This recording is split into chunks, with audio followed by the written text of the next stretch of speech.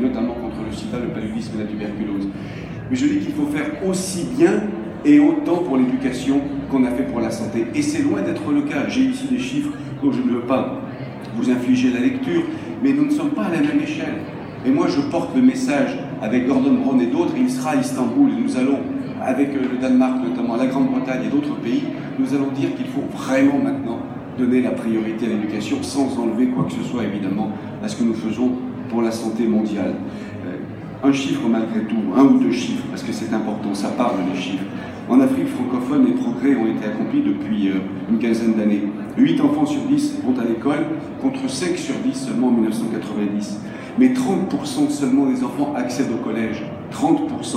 Et 50% d'entre eux ne savent ni lire ni écrire à l'adolescence.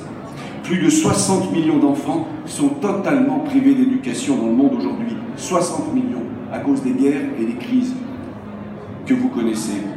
Et beaucoup d'autres n'y ont accès que partiellement et dans des conditions déplorables, avec des enseignants qui sont mal formés. Puisqu'on parlait de francophonie, un mot encore pour dire que le français recule, contrairement à ce que l'on croit, il recule dans certaines zones, y compris en Afrique subsaharienne, parce que les enseignants sont moins nombreux et qui sont de moins en moins bien formés, d'où la nécessité d'ailleurs de créer cet institut de formation des enseignants du français à Dakar qu'a lancé l'OIF et que la France soutient évidemment. En dernier mot, d'ici 2030, un dernier chiffre, d'ici 2030, il faudra pouvoir scolariser plus de 600 millions d'enfants supplémentaires, dont 450 millions dans la seule Afrique. D'ici 2030, c'est demain, dans les 12 ans qui viennent, 13 ans qui viennent, il faut scolariser 450 millions d'enfants supplémentaires.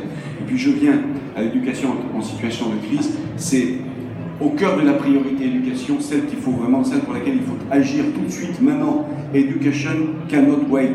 J'ai un très mauvais anglais et je l'assume, mais le slogan est suivant, c'est comme ça, cher Jacques Lefrin, c'est Gordon Brown qui porte ce slogan, l'éducation ne peut pas attendre. Donc nous allons porter ce message à Istanbul, c'est le 5e message que je porterai avec toute la conviction dont je suis capable. Alors Istanbul est un aboutissement parce que nous avons tous beaucoup travaillé à la préparation de ce sommet, mais c'est surtout un nouveau départ. J'allais dire, tout commence à Istanbul. Istanbul devrait nous permettre de refonder, le mot est un peu fort, mais de refonder le système humanitaire mondial. Hier soir, les ONG ont dit qu'ils n'aimaient pas le mot système. Je n'en connais pas d'autres. Il y a un système humanitaire mondial. On y participe tous. Il faut le refonder sur des bases fortes, solides, respectueuses évidemment de l'indépendance des ONG, c'est fondamental, c'est essentiel, respectueuses aussi de l'identité de chaque population vers laquelle nous portons des secours. Il faut refonder ce système.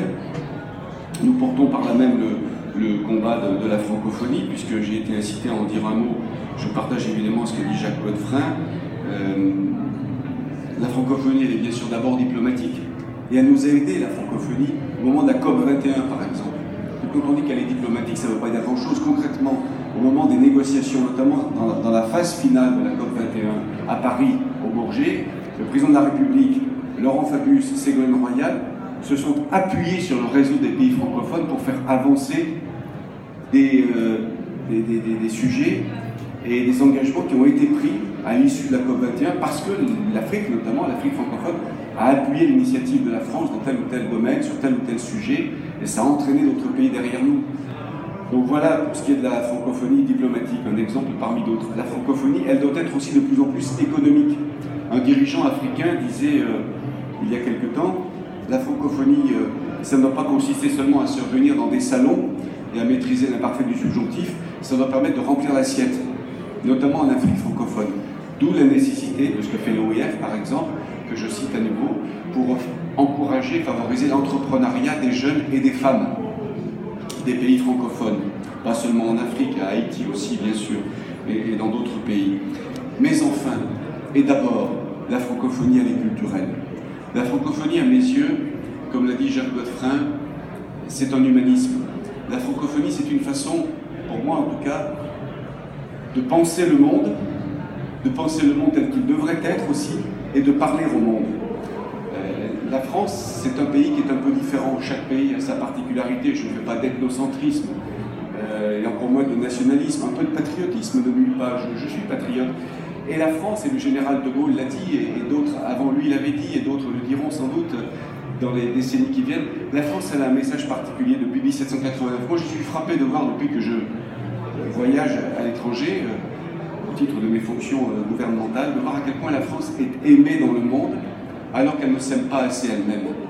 À quel point elle est admirée pour ce qu'elle fait, pour ce qu'elle réussit, parce que nous avons aussi des réussites, même économiques, pour ce qu'elle est admirée aussi, pour le message qu'elle porte depuis 1789, même si le message humaniste n'a pas attendu la Révolution de 1789.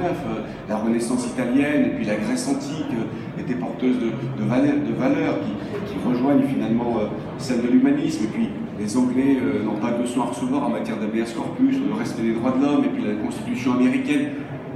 Bref, des peuples, des penseurs, des écrivains, des philosophes, des poètes, depuis toujours et sur l'ensemble de la Terre, on dit des choses très belles sur l'humanisme. Mais enfin, il se trouve que la Révolution française, elle a eu lieu en France, que la déclaration de 1789, elle a été écrite ici, à Versailles en tout cas, et que la déclaration de 1948, la déclaration universelle des droits de l'homme, elle a été écrite en français, par René Cassin, compagnon de la Libération. Donc voilà, il ne faut pas l'occulter tout ça, il faut évidemment rester modeste. Nous sommes le pays que nous sommes, et nous avons un message particulier à porter, à faire entendre au monde, et le monde attend ce message de la France. Et ce message, je le répète, comme Jacques Godefroy l'a dit avant moi, vous le portez. Le gouvernement essaie de le porter, celui-ci, celui d'avant, celui d'après, quels que soient les gouvernements. Évidemment, il faut qu'ils portent ce message, et la plupart, évidemment, tous les gouvernements français sont fiers de ce message humaniste, issu de la Révolution de 89. Mais ce message, il est attendu dans le monde, et les ONG que vous êtes, avec le travail que vous faites, je le constate maintenant chaque semaine dans mes déplacements, les ONG sont aussi porteuses de ce message humaniste de la francophonie. Merci à tous et à toutes.